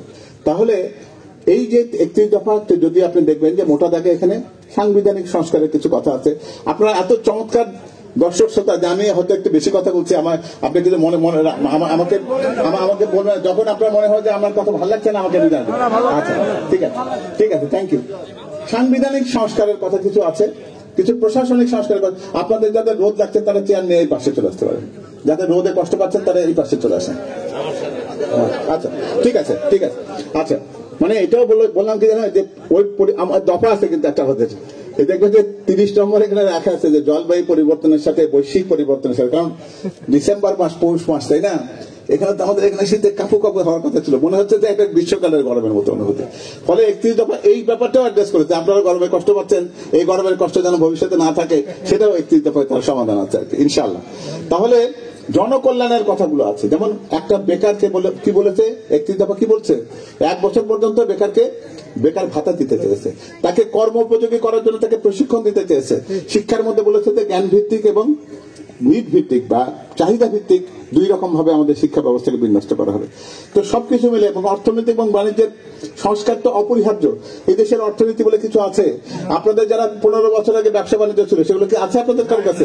হয় বেহাত হয়ে গেছে, নাহলে সর্বনাশ হয়ে গেছে, ধ্বংস হয়ে গেছে এগুলো। এবং এই দেশে এখনো পর্যন্ত মুদ্রাস্ফীতি 14%, অর্থাৎ এই হারে যদি মুদ্রাস্ফীতি চলতে থাকে তাহলে 5 বছর পরে আপনার টাকা শূন্য হয়ে যাবে, নাই হয়ে যাবে। এই হলো অবস্থা। তাহলে এই সবকিছু মিলে যে সংস্কারের কথা বলা হয়েছে সেটাই হচ্ছে আমাদের এই রাষ্ট্র কাঠামো মেরামতের যে হিসেব। এখানে সংবিধানের বেশ করে সংস্কার করবার প্রয়োজন আছে, যেখানে স্বাধীনতা সুরক্ষিত হয় এমন কথা বলতে হবে, যেখানে বলতে হবে যে এমন কোন একটা সংস্কার যেটা টেকসই হয় এবং দীর্ঘমেয়াদী একটা পরিকল্পনার অংশ। এটা একদিনে বাস্তবায়িত হয়ে যাবে এমন কথা না। কেউ যদি বলে এটা তো স্বপ্ন, এটা তো ইউটোপিয়া, আপনি 31 দফার মধ্যে এমন কিছু রেখেছেন মনে হচ্ছে যে এটা বাস্তবায়ন হলে দেশ একেবারে পুরো স্বর্গরাজ্য হয়ে যাবে। হতে পারে, হতে হবে, কিন্তু রাতারাতি নয়। এবং সেটাকে করবার জন্য যে প্রস্তুতি সেটা আমাদেরকে রাখাটাই হলো কাজ। এবং প্রত্যেকটা মানুষ যেন বিশ্বাস করতে পারে যে ধর্ম বর্ণ নির্বিশেষে এই দেশটি পুরো বাংলাদেশের সব মানুষের। আমরা ধর্মের ক্ষেত্রে কি শুনি, এই আওয়ামী লীগের যখনই নির্বাচনের আগে আসে তখনই কি হয়, মন্দিরে আগুন লাগে, অথবা পূজা মণ্ডপে দুর্গা পূজার হাত থেকে দুর্গা প্রতিমার হাত থেকে তরোয়াল সরাই নিয়ে যায়, অথবা ঠাকুর ভাঙ্গে, অথবা নাউজুবিল্লাহ কোরআন শরীফ রেখে আসে। এই সব কিছু করার উদ্দেশ্য হচ্ছে দুটা দল কেন্দ্রের থেকে উপকৃত, একটা নাম হচ্ছে আওয়ামী লীগ আর একটা নাম হচ্ছে বিজেপি। এরা ওই হিন্দু ভোট নেওয়ার জন্য তারা বোঝার চেষ্টা করে যে বাংলাদেশ হচ্ছে একটি অনিরাপদ দেশ হিন্দুদের জন্য, এখানে মানুষজন এখানে বেঁচে থাকতে পারবে না, ফলে এই দেশে আওয়ামী লীগ ছাড়া আরো অন্য কোনো দলকে রাখা যাবে না। এবং তারা কথা নির্লজ্জ ভাবে সেটা বলে, সেটার কথা তো আমরা প্রত্যেকে জানি, কিন্তু আমরা এই 31 দফাতে সেটা বিশ্বাস করি না। আমরা মনে করি যে জাতি ধর্ম নির্বিশেষে কোন মানুষই বাংলাদেশ থেকে বিচ্ছিন্ন নয়, এখানে কেউ দ্বিতীয় শ্রেণীর নাগরিক নয়। আমার যতটুকু অধিকার রয়েছে, একটা সাঁওতালেরও ততটুকু অধিকার আছে, একজন মারমা কুকিরও ততটুকু অধিকার আছে। একটা মানুষ যদি আমার সেই ইসলাম ধর্ম অনুসারী না হয়, তার জন্য ধর্ম তাকে কোনো শ্রেষ্ঠত্ব দেবে না, অন্তত রাষ্ট্র সংস্কার পরিচালনার জন্য। এই কথাটি যে কথাটির মধ্যে বলা হয়েছে সেটাই হচ্ছে এই 31 দফা। আর আপনারা জানেন যে আমরা আগে কি দেখেছি, যে বাংলাদেশে এই বিচার ব্যবস্থা বলেন, আইনসভা বলেন আর নির্বাহী বিভাগ বলেন, সব জায়গাতে এক ব্যক্তির নাম, উনি যা বলবেন, উনি টয়লেটের নামও উনি দেন, উনি এরোপ্লেনের নামও উনি দেন, উনি এমন কোন কাজ নাই যে উনি করেন না। এমনকি কত নাফরমানি কথা, উনি বলেন যে আমার বোন রেহানা আমাকে বলল, আপা তুমি যদি 18 কোটি মানুষকে খাওয়াতে পারো তাহলে 10 লক্ষ এই রোহিঙ্গাকে খাওয়াইতে পারবে না। নাউজুবিল্লাহ, নাউজুবিল্লাহ। এই আল্লাহ তাআলার রিজিক দাতা রে বাবা, এই কথাটি যিনি প্রকাশ্যে বলতে পারেন, উনি কি আমাদের ধর্মের মধ্যে তার অবস্থান আছে এটা মানতে হবে। আল্লাহ তাআলা সবচেয়ে বেশি অপছন্দ করেন যে কাজটি, তার নাম হচ্ছে শিরক। আপনি যদি সেই দায়িত্ব নিয়ে নেন যে আমি নাউজুবিল্লাহ, আমি যে কাজ আল্লাহর করার কথা সেটা আমি করছি, তাহলে এর চাইতে বড় নাফরমানির কথা আছে। তিনি যদি বলেন যে আমার দিন শুরু হয় তাহাজ্জুদের নামাজ দিয়ে, তাকে বলার কিছু নাই, আমাদের কিছু বলতে চাই না আমরা। এই কথাটি উজ্জ্বল থাক, আমাদের এটি আলোচনার বিষয় নয়। তাহলে এই ভারসাম্যের কথা বলেছে এই 31 দফা। আর কি বলেছে, যে বিষয়টি অতি গুরুত্বপূর্ণ, নির্বাচনের সময় একটা তত্ত্বাবধায়ক সরকার ব্যবস্থার কথা বলা হচ্ছে, দল নিরপেক্ষ। এই দল নিরপেক্ষ তত্ত্বাবধায়ক সরকার প্রবর্তন করেছেন কে? 1996 সালে বেগম খালেদা জিয়া। তারপর কি করেছেন? ক্ষমতায় ছিলেন 100 দিনের মাথায়, ওই যেদিনই বিল পাশ হয়েছে তারপরে ওনার পদত্যাগ করে একটা তত্ত্বাবধায়ক সরকারের হাতে দায়িত্ব দিয়ে নির্বাচন দিয়েছেন। সেই নির্বাচনে কি আমরা জয়লাভ করেছিলাম? না তো। তাহলে যে নির্বাচনে জয়লাভ করিনি যে পদ্ধতির জন্য, সেটা আমরা কেন চাই? চাই এজন্য আমার মনের মধ্যে কোনো কুটিলতা নাই, কোনো ভয় নাই। আমরা চেয়েছি যে জনগণ যদি আমাদের চাই তাহলে নির্বাচিত হবে, জনগণ না চাইলে আমাদের সেখানে নির্বাচিত হওয়ার কোনো প্রয়োজন নেই। তাহলে তত্ত্বাবধায়ক সরকার পুনঃপ্রবর্তন করা এই কাজটি কেন করতে হবে? কারণ এই শয়তানরা কি করেছিল, এটা সংবিধান থেকে বাদ দিয়েছে। দিয়ে কি করেছে, তারা 3টা ভোট দিয়েছে। কি দিয়েছে সেটা আপনারা আমরা সবাই জানি। তাহলে ওই নির্বাচন ব্যবস্থা কি আমরা কেউ পছন্দ করি? দেশের এই প্রায় 2 থেকে 2.5 কোটি জনগোষ্ঠী যাদের বয়স 18 বছর অতিক্রম হয়েছে, তারা 3বারের একটা ভোটও দিতে পারে নাই। তাহলে এইরকম একটা রাষ্ট্র ব্যবস্থা তো চলতে পারে না। এবং 31 দফাতে সেই কথাটি বলার চেষ্টা করা হয়েছে। এবং জনাব তারেক রহমান খুবই দৃঢ়তার সাথে এখন যে পরিস্থিতি, তাতে জনাব তারেক রহমান যদি জনপ্রিয়তাতে যদি বিচারের সামনে আসেন, তাহলে উনি যতবার চাইবেন ততবার এই দেশের প্রধানমন্ত্রী থাকতে পারবেন। কিন্তু তিনি কি বলেছেন, পরপর 2বারের বেশি কেউ প্রধানমন্ত্রী থাকবে না। এবং এটি বলার মতো সৎসাহস তাদেরই থাকে যারা রাজনীতিতে মানুষের উপর, জনগণের উপর বিশ্বাস করেন, রাজনীতিতে প্রতিষ্ঠিত থাকার জন্য ভারতের দিকে তাকিয়ে থাকেন না। তাহলে এইরকম একটা পরিবর্তন ঘটাবার জন্য এমন একটা জিনিস রয়েছে যেখানে মানুষের কল্যাণ, নারীর ক্ষমতায়ন, শিক্ষা ব্যবস্থার পরিবর্তন, স্বাস্থ্য ব্যবস্থার সংস্কার করা, শিক্ষার্থীর প্রতিযোগিতা ক্ষমতা বৃদ্ধি করা, যুব সমাজের জন্য কর্মসংস্থান এবং সবকিছু মিলে একটা পরিপূর্ণ সংস্কারের একটা ধারণা যেটা দিয়েছে, সেটা হচ্ছে আপনাদের 31 দফা। কাগজটা খুবই ছোট, 31টা পয়েন্ট ওখানে আছে, কিন্তু এটাকে যদি বিস্তৃত করেন তাহলে আপনি 31,000 পৃষ্ঠা আপনি এরপর লিখতে পারবেন। এবং এটার মধ্যে থেকে যে ব্যাখ্যা আসবে, সেই ব্যাখ্যা থেকে আপনি প্রতিটি মুহূর্তে আপনি চমৎকৃত হবেন যে প্রত্যেকটা শব্দ নির্বাচনের ক্ষেত্রে জনাব তারেক রহমান কতটা বুদ্ধিমত্তা, কতটা বুদ্ধি পরিশীলিত আচরণ এবং কতটা প্রজ্ঞার পরিচয় দিয়েছেন। এবং এইরকম একটি ডকুমেন্ট, যে ডকুমেন্ট নিয়ে আজকে আমরা এখানে আলোচনা করব, খুবই সংক্ষেপে কথা বলবো। আমি আপনাদের ধৈর্য চ্যুতি ঘটাবো না। বাজে কটা এখন? 1:15 বাজে। আমরা খুব তাড়াতাড়ি শেষ করবো। আমি মূল কথাগুলো প্রায় বলে ফেলেছি। এখন দফাগুলোকে আমরা একটু ঝালিয়ে নিই, তাহলে সবার জন্য সহজ হবে। এই সংবিধান যেটি আছে, আপনারা জানেন যে গত কয়েকদিন আগে 15ম সংশোধনী আদেশ হাইকোর্টে বাতিল হয়েছে। এই হাইকোর্টে বাতিল হওয়ার সাথে সাথে কি হয়েছে, তত্ত্বাবধায়ক সরকার ব্যবস্থা পুনঃপ্রতিষ্ঠিত হয়েছে। 7ই মার্চের ভাষণ, যেটাকে সংবিধানের অবিচ্ছেদ্য অংশ করা হয়েছিল। আমরা একটু আগে বলেছি যে স্বাধীনতার ঘোষণা সেটি নাকি শেখ মুজিবুর রহমান সাহেব দিয়েছেন, এটাকেও সংবিধানের অবিচ্ছেদ্য অংশ করা হয়েছিল। এমনকি এমন আইন প্রণয়ন করা হয়েছে যেখানে শেখ পরিবারকে আজীবন সুরক্ষা দিতে হবে রাষ্ট্রকে। কেন? এই দেশের জন্য অবদান যদি সবচেয়ে বেশি থাকে, তাহলে জিয়া পরিবারের থাকার কথা। বেগম খালেদা জিয়াকে রাষ্ট্র সুরক্ষা দিয়েছে নাকি নির্জন এমন একটি সেই কারাগারে তাকে বন্দী করে রেখেছে যেখানে উনি ছিলেন একমাত্র কয়েদি? এত বড় নির্যাতন পৃথিবীর ইতিহাসে কোন রাজনৈতিক নেত্রীর উপরে হয়েছে কিনা সন্দেহ আছে। জনাব তারেক রহমানকে নির্যাতন করা হয়েছে কিভাবে উনি কিন্তু কখনো বলেন না, খেয়াল করে দেখবেন, উনি কখনোই বলেন না এটা। কিন্তু আমরা তার কাছে থেকে এই কথাগুলো শোনার সুযোগ পেয়েছি। আমিও বলবো না, কারণ এটি চান না যে এটা দিয়ে উনি আপনাদের কাছে সস্তা সহানুভূতি নেবেন। তিনি বলেছেন যে রাজনীতি করেছি, রাজনীতি করার ক্ষেত্রে এই নির্যাতন আমার জন্য আসবে। এই নির্যাতনে আমি যদি ভয় পেয়ে পালিয়ে গিয়ে যদি রাজনীতি ছেড়ে দিয়ে আজকে যদি ওদের মতন এই আমেরিকা বা ইংল্যান্ডে বসবাস করতে থাকি, দেশের মানুষের কথা না ভেবে, তাহলে আমার রাজনীতিতে আসার প্রয়োজন ছিল না। তিনি এই রাজনীতিতে কেন এসেছেন? যিনি সকালবেলা আমাদের যখন এখন এখানে যে সময়, এখনো পর্যন্ত কিন্তু ইংল্যান্ডে কিন্তু সূর্য ওঠেনি, অথচ কিছুক্ষণ পরে উনি আমাদের সাথে সংযুক্ত হবেন। অর্থাৎ ফজরের নামাজের পর উনি কিন্তু ঘুমাতেও যান না। আমাদের যখন এখানে রাত হয় তখন ওনার এখানে সন্ধ্যা হয়। এই পরিস্থিতিতে উনি আজকে প্রায় দীর্ঘদিন, বছরের পর বছর ধরে এমন একটি দলকে সুসংগঠিত রেখেছেন যে দল প্রতি মুহূর্তে পুলিশের দ্বারা নির্যাতিত হয়েছে, আওয়ামী লীগের দ্বারা নির্যাতিত হয়েছে, প্রশাসন দ্বারা নির্যাতিত হয়েছেন। সেই একটি দলের একটি মানুষকে দল ছেড়ে চলে গেছে না। কেন? আমরা আদর্শের সাথে রাজনীতি করি, আমরা একটা বিশ্বাসের সাথে রাজনীতি করি, আমরা বাংলাদেশকে ভালোবাসি বলে রাজনীতি করি। হালুয়া রুটির জন্য রাজনীতি বিএনপির লোকজন করে না। তো সুতরাং আমাদের সাথে ওদের পার্থক্য করেছে। আবার কি হলো, এটা চলে যায় কেন বারবার? তো সংবিধান থেকে আরেকটা জিনিস থেকে তারা সরিয়ে দিয়েছিল, সেটির নাম কি? গণভোট। আপনারা জানেন যে 15ম সংশোধনীতে তত্ত্বাবধায়ক সরকার ব্যবস্থা বাতিল করার আগে ওরা গণভোটকে বাতিল করেছে। কারণ কি জন্য? যে যদি আপনি তত্ত্বাবধায়ক সরকার ব্যবস্থা যদি বাতিল করতে চান, তাহলে গণভোটের প্রশ্ন আসবে। হাইকোর্টে গিয়ে কেউ একজন বলবে যে এত বড় পরিবর্তন আপনি গণভোট ছাড়া কেন করবেন? সেই জন্য আগে কি করেছে? গণভোটকে বাতিল করেছে। তারপরে 15ম সংশোধনীতে তারা এই তত্ত্বাবধায়ক সরকার ব্যবস্থা বাতিল করেছে। অর্থাৎ শয়তানের শয়তানি প্রতিটি পদক্ষেপ, এটাই হচ্ছে তাদের হিসাব। 2 নম্বরের জিনিসটাতে আসেন, সেখানে কি বলা হয়েছে আপনার দেখেন 2 নম্বর কি লেখা আছে? একটা রেইনবো নেশন বা একটা সমন্বিত জাতিসত্তা তৈরি করা বলা হয়েছে, তাই না? এই সমন্বিত জাতিসত্তা মানে কি? সমন্বিত জাতিসত্তা মানে কি আপনারা জানেন, বাংলাদেশে আমাদের বিভিন্ন রকম জনগোষ্ঠীর মানুষজন বসবাস করে, তাই না? কেউ পাহাড়ে থাকে, কেউ দ্বীপে থাকে, কেউ বনাঞ্চলে থাকে, কেউ প্লাবন ভূমিতে থাকে, কেউ থাকে আমরা সমতলে।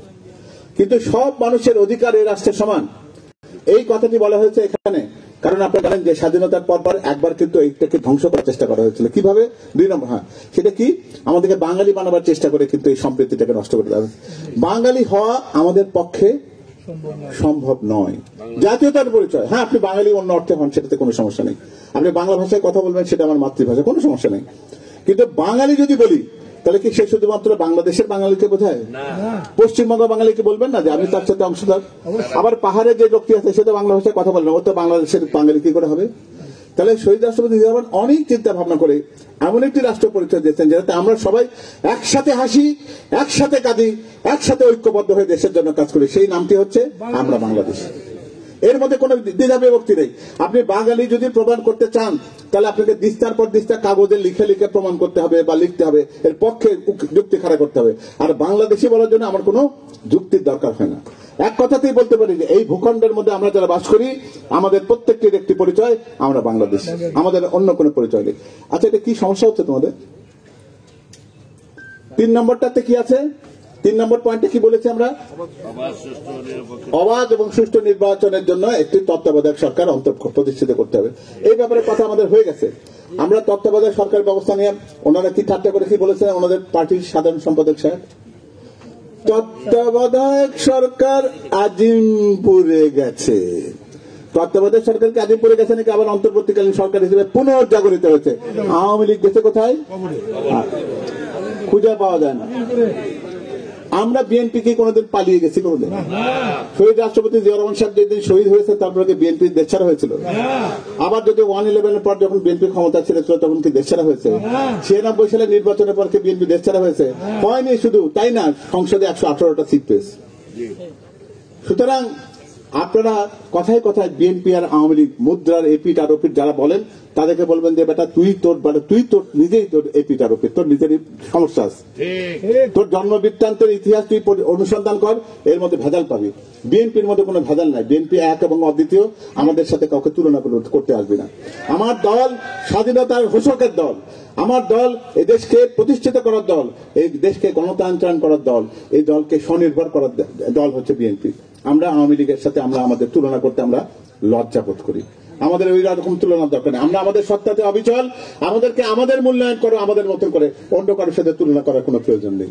তাহলে সে দল নিরপেক্ষ সরকারের কথা যেটা বলা হয়েছে সেটাই হচ্ছে আমাদের এই 31 দফার 3 নম্বর কথা ছিল। রাষ্ট্রীয় ক্ষমতার ভারসাম্য করার জন্য তিনি কি বলেছেন? আমাদের নেতা জনাব তারেক রহমান বলেছেন যে এক ব্যক্তি সব কিছুর সিদ্ধান্ত দেন।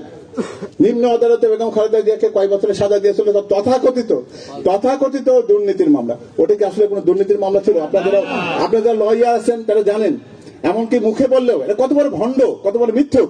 ওটা কিন্তু দুর্নীতির কোনো মামলা না। এটা বলা হয়েছে কি শুধুমাত্র রাষ্ট্রের অর্থ এক জায়গা থেকে আরেক জায়গায় স্থানান্তরণের ক্ষেত্রে, যেটা সিদ্ধান্ত গ্রহণের ক্ষেত্রে অসততা তারা চিহ্নিত করার চেষ্টা করেছে। এটা এরকম করে প্রসিডিউরাল প্রবলেম, পদ্ধতিগত প্রবলেমের জন্য বিশ্বাস ভঙ্গ হয়েছে, এটা হলো তাদের বক্তব্য। এখানে অর্থ আর আত্মসত্তার কোনো কথা ছিল না। কেন থাকবে? যে অর্থ যা ছিল থেকে 4 গুণ হয়ে গেছে। যে টাকা তোদের মতন তো নয় রে বাবা। $240 বিলিয়ন পার করেছে 15 বছরে। চুরি তো তোরা করবি, তার মধ্যে তোদের রক্তের প্রত্যেকটি অনুপরমাণের মধ্যে চুরি আছে। ফলে তোরা যখন চোর, তখন ওই যে এক মৌলানা সকালবেলা অজু করতে গিয়ে যখন দেখেন যে উল্টা পাশে একজন লোক অজু করছে, মনে হচ্ছে আহার কি পরেজগার মানুষ রে, এই সকালবেলা কি ফজরের নামাজ পড়তে অজু করতেছে। আর চোর বলতেছে শালা বদমাইশ বেটা আমার মধ্যে চুরি করতে, শালা হাতে ময়লা ধুলাবালি কাদা লেগে আছে, শালা হাত ধুইতে আসছে। যার মনে যা লাভ দিয়ে ওঠে তার। আওয়ামী লীগের মনের মধ্যে আছে চুরি আর সেই জন্য ওরা সবকিছুর মধ্যে চুরি দেখে। আরে বদমাইশ, তোরা যে চুরির মামলা খাবি, এই তো শালা দেখো বাংলাদেশের কোন আইনে বোধহয় ওই টাকার অঙ্কে কভার করে না।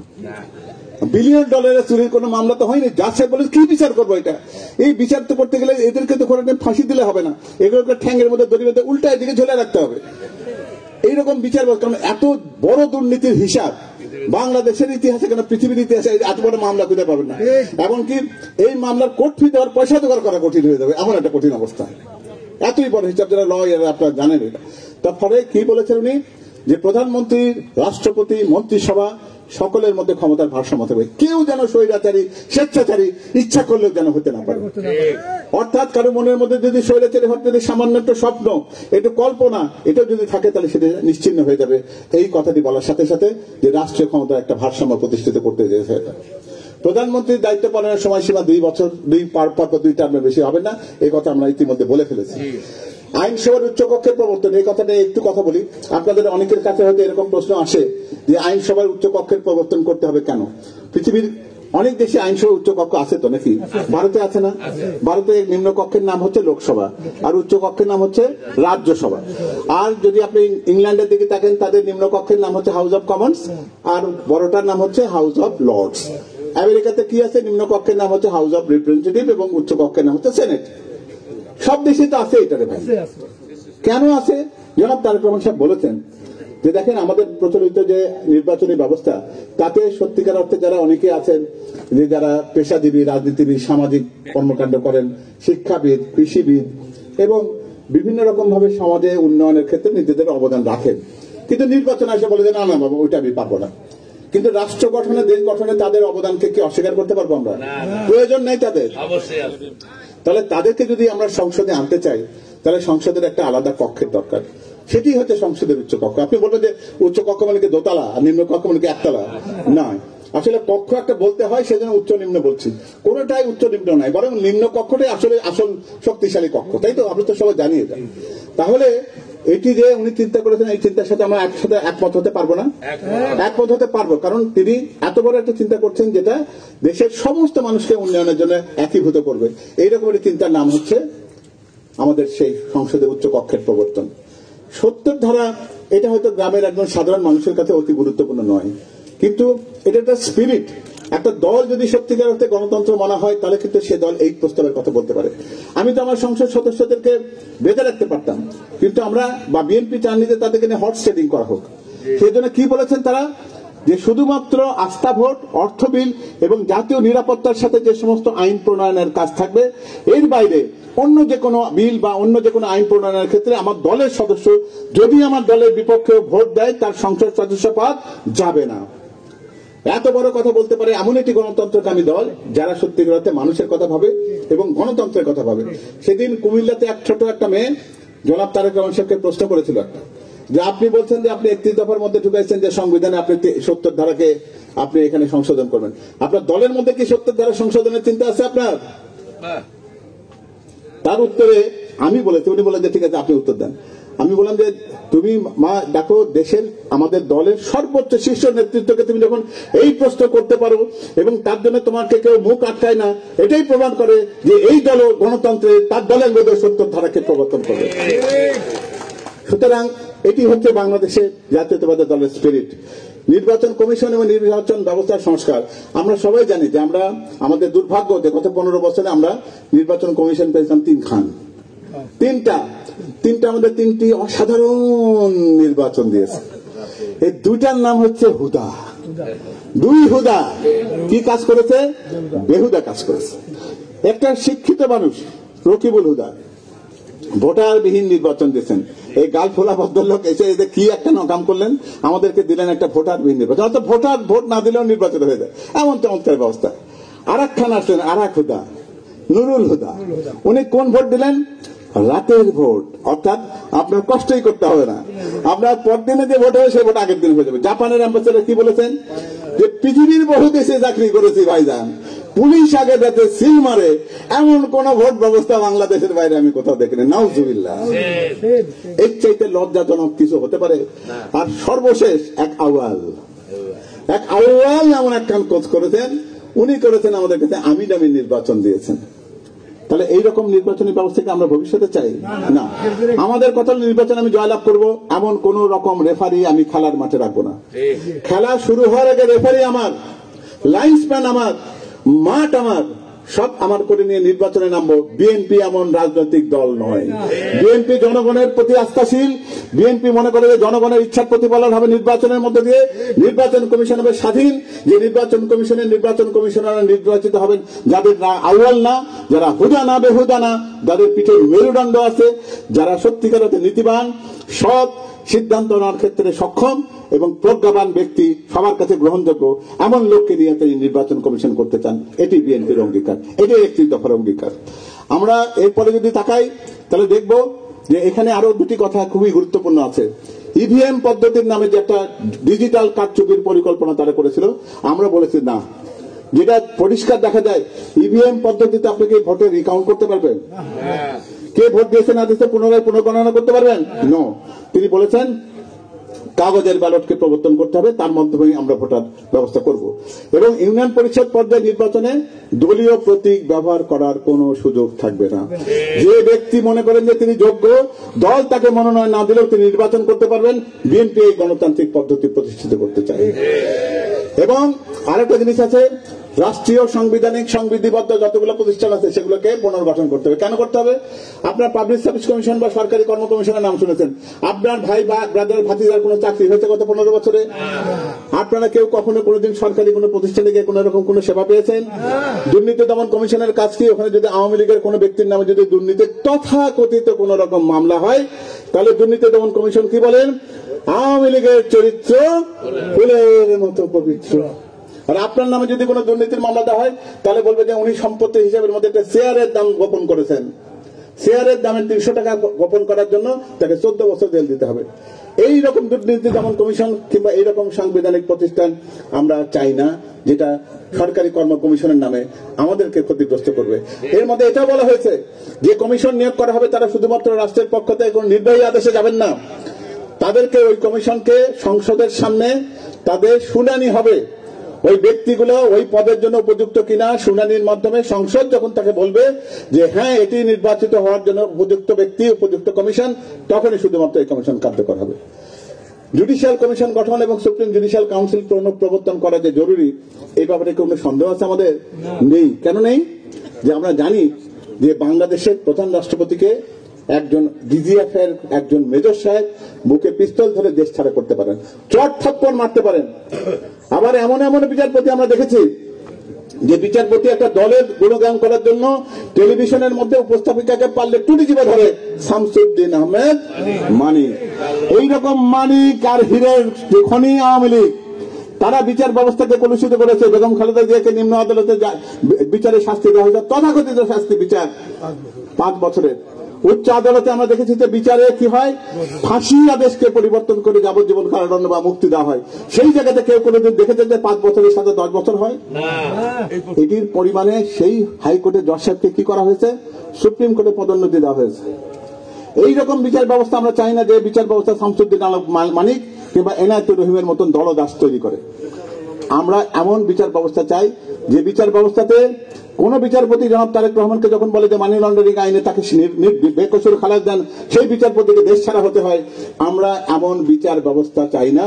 সেটাকে গঠন করার জন্য সুপ্রিম জুডিশিয়াল কাউন্সিল গঠন করা এবং প্রধান বিচারপতিকে অপসারণের ক্ষমতা কোন সংসদ, কোন ব্যক্তি, কারো বা রাষ্ট্রপতির পর্যায়ে থাকবে না। এটিকে করবেন সুপ্রিম জুডিশিয়াল কাউন্সিল। সেটিকে প্রতিষ্ঠিত করার চেষ্টা করা হয়েছে। আর এমনিতে যেটা বিচারপতি নিয়োগ আইনের ক্ষেত্রে সত্যিকার অর্থে যারা বিচার করার ক্ষমতা রাখেন, আমরা জানি যে বিচারালয় হচ্ছে মানুষের সর্বশেষ আশ্রয়স্থল, সেটাকে সেই নামে প্রতিষ্ঠিত করাই হচ্ছে এই 31 দফার মূল কথা। প্রশাসনিক সংস্কার কমিশন গঠন করাটা অতি জরুরি। কি জন্য? আমরা শুনেছি এতদিন পর্যন্ত আওয়ামী লীগ, ছাত্রলীগ, যুবলীগ এটাতেই শেষ। পুলিশ লীগের নাম শোনেননি, প্রশাসন লীগের নাম শোনেননি, আনসার লীগের নাম শোনেননি, আর এমন কোন লীগ নাই যে বাদ আছে। এমনকি মনে হচ্ছিল যে কদিন পরে পশু পাখি বলবে যে আমি বান্দর লীগ, আমি কুত্তা লীগ।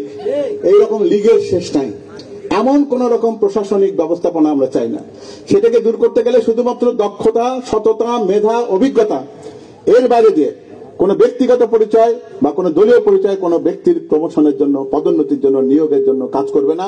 এমন একটি স্বচ্ছ বাংলাদেশ তৈরি করার প্রত্যয় হচ্ছে জনাব তারেক রহমানের এই 31 দফার কর্মসূচির মধ্যে রয়েছে।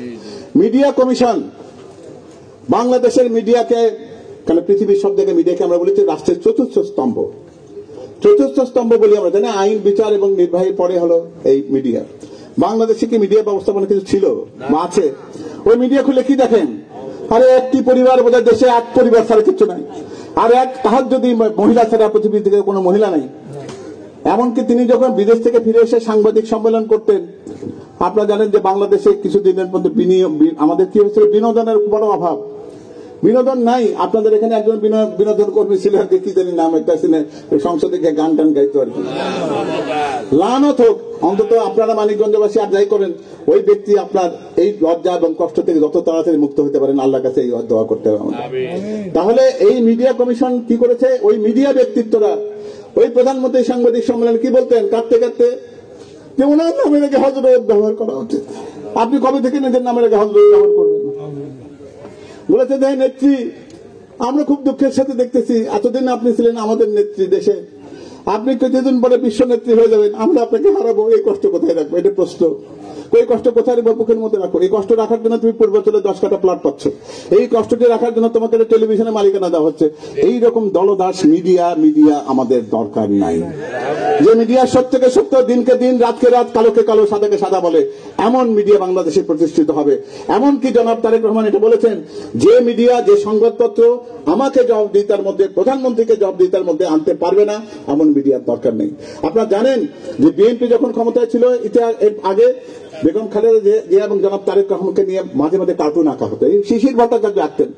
গত 15 বছর ধরে শিশির ভট্টাচার্য বড় হয়ে গেছে, শিশির আর শিশির নাই, ওটা পরিপূর্ণ বরফ এবং আন্ডারগ্রাউন্ড। আবার যে 5ই আগস্টের পরে তারেক রহমান সাহেবের আরেকটা কার্টুন আছে। তারেক রহমান সাহেব কি বলেছেন যে শিশির আপনার কার্টুন আমি পছন্দ করি। আমরা যখন এর আগে রাষ্ট্র পালনের দায়িত্ব ছিলাম, তখন আপনি আমার এবং আমার মাকে নিয়ে অনেক কার্টুন এঁকেছেন। 15 বছর আপনার কোনো কার্টুন দেখে নাই, ভবিষ্যতে আপনার আরো কার্টুন দেখার আশায় রইলাম। এটি হচ্ছে জনাব তারেক রহমান, এটি হচ্ছে বিএনপি, এটি হচ্ছে বাংলাদেশ জাতীয়তাবাদী দল। তাহলে এই মিডিয়া কমিশনের মাধ্যমে আমরা প্রকৃতপক্ষে একটা মিডিয়া এমন ভাবে গঠন করতে পারি যে মিডিয়া রাষ্ট্রের চতুর্থ স্তম্ভ হিসেবে নিজেদেরকে প্রতিষ্ঠিত করতে পারবে। দুর্নীতি প্রতিরোধে দুর্নীতি দমন কমিশনকে পুনর্গঠন করা, নখদন্তহীন দুর্নীতি কমিশনকে, আমি তো বলেছি একটু আগে যে আওয়ামী লীগের চরিত্র ফুলের মতো পবিত্র, এইরকম কোন দুর্নীতি দমন কমিশন চাই না। এমন দুর্নীতি দমন কোন চাই যে ফরিদপুরের কোন একটা যুবলীগের সে 3য় শ্রেণীর নেতার বাড়ি থেকে 2000 কোটি টাকার পাচারের হিসাব আমাদের দেশে আনতে পারে। আপনারা বলবেন যে দুর্নীতি হয়ে টাকা পয়সা চলে গেছে, আমরা কি শুধু তাদের বিচার চাই? নো, এই বিচারের শেষ কথা নয় যে 240-50 বিলিয়ন ডলার দেশ থেকে পাচার হয়ে গেছে। আজকে আমার রিজার্ভে 20 কোটি ডলার, 20 বিলিয়ন ডলারও নাই। তাহলে এই অর্থ যদি আমার তহবিলে থাকতো, তাহলে বাংলাদেশের চেহারা আমরা পাল্টে দিতে পারতাম না, বাংলাদেশের অবকাঠামোর উন্নয়ন হতো না, আমার আপনার ভাই বোনের চাকরির ব্যবস্থা হতো না, আমাদের কর্মসংস্থান, আমাদের ব্যবসা বাণিজ্যের প্রসার, আমাদের উন্নয়ন কি থেকে থেমে থাকতো? তাহলে এইভাবে আমাদেরকে যারা 15 বছর পিছিয়েছে, চুরি করেছে, আমার ভাব মেরেছে, আমার কাঁধে, আমার শিশুর কাঁধে 1,50,000 টাকার ঋণের বোঝা চাপিয়েছে, ওদেরকে এনে বিচার করা শুধু না, ওই টাকার পাই হিসাব এখানে এনে দিতে হবে। এবং ততদিন পর্যন্ত ওদেরকে গুম, খুনও না। একটা মানুষ যখন খুন হয়ে যায়, লাশ হয়, তখন তার কিন্তু আমরা জানাজা করতে পারি, দাফন করতে পারি, তার কবরের পাশে থেকে দাঁড়িয়ে 2টা ফাতিহা পাঠ করতে পারি। কিন্তু একটা গুম হওয়া পরিবার, তার সন্তান জানে না যে তার বাবা বেঁচে আছে কিনা, তার স্ত্রী জানে না কিনা সধবা না বিধবা, যে সম্পত্তির ভাগাভাগি হয় না, পরিবারটি এখনো পর্যন্ত জানে না যে সেই মানুষটি কোথায় আছে। একটা অন্তহীন আশায় অপেক্ষায় বসে থাকে যে দরজায় যখন কড়া নড়বে বা কলিং বেল বাজবে, বোধহয় ওই লোকটি আসলো। এইরকম অনিশ্চয়তার মধ্যে রাখার মতো অপরাধ, যে অপরাধের সাথে দেশের প্রধানমন্ত্রী জড়িত থাকে, যে দেশের ডিজিএফ এর প্রধান জড়িত থাকে, র্যাবের প্রধান জড়িত থাকে, একটি পুলিশ বাহিনীর ভাতের হোটেলের হারুনের মতো নিকৃষ্ট পুলিশ কর্মকর্তা জড়িত থাকে, তাদেরকে আর যাই হোক মানুষ নামের কলঙ্ক বলা বোধহয় কলঙ্ক শব্দটাকে অপমান করা। সুতরাং আমরা ইউনিভার্সাল হিউম্যান রাইটস চার্টার অনুযায়ী যত রকম অপকর্ম হয়েছে তার শুধু বিচার নয়, দৃষ্টান্তমূলক বিচার চাই। এবং এই পরিবার কোথায় কে আছে, কিভাবে এই মানুষগুলোকে ক্ষতিগ্রস্ত করা হয়েছে, কোথায় গুম হয়েছে, কোথায় খুন হয়েছে, কোথায় নির্যাতন হয়েছে, 17 বছরে তার পাই হিসাব প্রত্যেকটি দেশের মানুষ, জনগণ সেটা আমাদের সামনে চায়। অর্থনৈতিক সংস্কার কমিশন গঠন করেন দেবপ্রিয় ভট্টাচার্য সম্প্রতি একটা রিপোর্টে বলেছেন প্রায় 240 বিলিয়ন ডলার সম পরিমাণ অর্থ পাচার হয়েছে 15 বছরে। একটু আগে বললাম সেটাকে ফেরত আনা দরকার এবং এই অর্থ আমাদের দেশে উন্নয়ন, অবকাঠামো উন্নয়নের থেকে শুরু করে যাবতীয় রাষ্ট্রীয় পরিষেবা বৃদ্ধির জন্য কাজে লাগাতে হবে। পুঁজিবাজারকে যারা বারবার লুণ্ঠন করেছে 96 সাল থেকে শুরু করে এ পর্যন্ত, ওই দরবেশ বাবাদের দরবেশিকে দূর করতে হবে, যারা এমন ভণ্ডের ভণ্ড, যারা ওই সফেদ দাড়ির আন্ডারে নিজেদেরকে ভণ্ড হিসেবে এমন প্রতিষ্ঠিত করেছে যে প্রাণ ভয় তারা ওই দাড়ি কামাতে লজ্জা করে না। অর্থাৎ একজন মুসলমান হিসেবে এত বড় অপমান আর লজ্জাকে যারা প্রতিষ্ঠিত করে আমাদেরকে দেয়, তাদেরকে মানুষ নামের কলঙ্ক, এর বেশি কিছু বলতে হয়তো আমরা পারবো না। আমরা ধর্মীয় স্বাধীনতার সর্বোচ্চ নিশ্চয়তার ক্ষেত্রে বিএনপির অবস্থানটা পরিষ্কার, 31 দফার অবস্থান পরিষ্কার। ধর্ম যার যার, রাষ্ট্র সবার। এক্ষেত্রে ওই ভণ্ডামি করা যাবে না। সংখ্যালঘু নির্যাতনের ট্রাম্প কার্ড বারবার ব্যবহার করে এদেশকে বঞ্চিত করা, এদেশকে পৃথিবীর বুকে জঙ্গি রাষ্ট্র হিসেবে প্রতিষ্ঠিত করা, সকল অপচেষ্টাকে প্রতিহত করতে হবে আমাদের সংগ্রামী এবং শক্তিশালী ঐক্যবদ্ধ হাত দিয়ে। মুদ্রাস্ফীতি বিবেচনায় শ্রমের মজুরি নির্ধারণ করা একটি অতি গুরুত্বপূর্ণ কাজ। আপনারা জানেন যে 14% মুদ্রাস্ফীতি হয়েছে। আপনি যদি মজুরি যদি একই জায়গায় রেখে দেন, তো বাজার থেকে চাল ডাল তেল কেনার সামর্থ্য কি তার থাকবে? রাষ্ট্র বলছে না, ওই মুদ্রাস্ফীতি যখনই হবে অটোমেটিক্যালি এর সাথে মজুরি উঠানামা করবে। এটার জন্য আলাদা করে কোনো কমিশন, কোনো আইন প্রণয়ন করবার প্রয়োজন হবে না। এই ব্যবস্থাটি অটোমেটিক যদি হয়, তাহলে দেশের মানুষ আর যাই হোক অন্তত অনাহারে অর্ধাহারে যে তাদের জীবনযাপন করার যে দুর্বিষহ কষ্ট, সেখান থেকে হয়তো তারা মুক্তি পাবে। এখানে আরেকটা জিনিস খেয়াল করে দেখবেন, গত 15-17 বছর ধরে এই জ্বালানি খাত, শিল্প এবং খনিজ ব্যবস্থাপনাকে কোথায় নিয়ে যাওয়া হয়েছে? আপনার কুইক রেন্টালের কথা জানেন, আপনার ক্যাপাসিটি ট্যাক্সের কথা জানেন। ওই ফারুক খানদের সামিট গ্রুপ এই দেশ থেকে 1 লক্ষ কোটি টাকা পাচার করেছে শুধুমাত্র এই ক্যাপাসিটি চার্জের নামে। ক্যাপাসিটি চার্জটা কি জিনিস? অদ্ভুত নিয়ম। আপনি বলবেন যে একটা বিদ্যুৎ কেন্দ্র 100 মেগাওয়াট বিদ্যুৎ উৎপাদন করতে পারে। আপনি যদি 1 মেগাওয়াট বিদ্যুৎ ওখান থেকে না কেনেন, তাহলে বলছে যে আমার ক্ষমতা আছে 100 মেগাওয়াট তৈরি করার, আমার এই ক্ষমতার পয়সা দিতে হবে, তার নামে ক্যাপাসিটি চার্জ। এবং তার বিরুদ্ধে কোনো কথা বলতে পারবে না। কি জন্য?